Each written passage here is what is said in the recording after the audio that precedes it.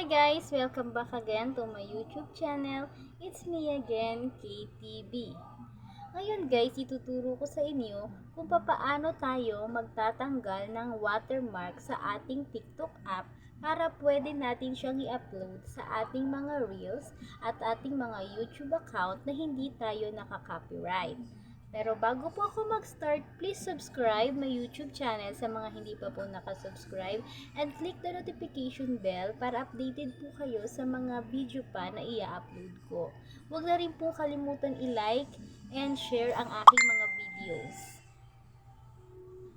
Ito guys yung tinatawag na watermark. Ayan, yung TikTok na yan.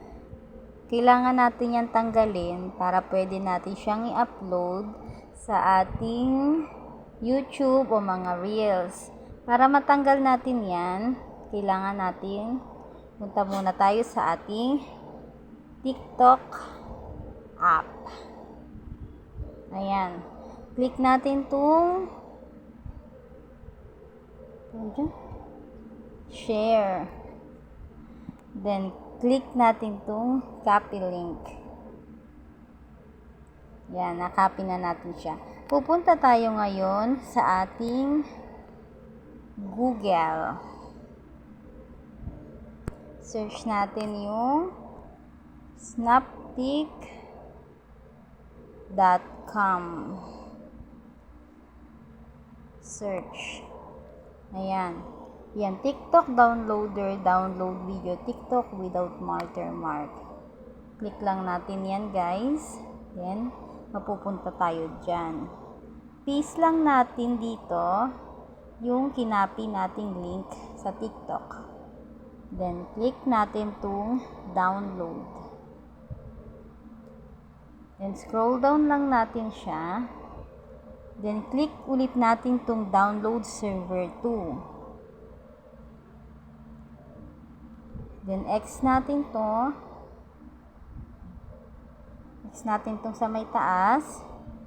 Then, click download dito sa may baba. Yan. Downloading na siya. Wait lang natin siyang ma-download. Yan. Download complete. Punta tayo sa ating gallery. Check natin kung natanggalan na siya ng watermark.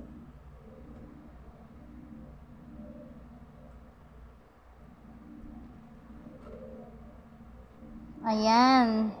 Wala na siyang TikTok na watermark. Pwede na natin siyang i-upload sa ating mga Reels at ating YouTube channel. Ganun lang kadali magtanggal ng watermark sa TikTok, guys. Ayan guys, ganun lang kadali magtanggal ng watermark sa ating mga TikTok app. Sana po nasundan nyo ang aking video. At sana please, again, subscribe my channel. And don't forget to like and click the notification bell. Bye!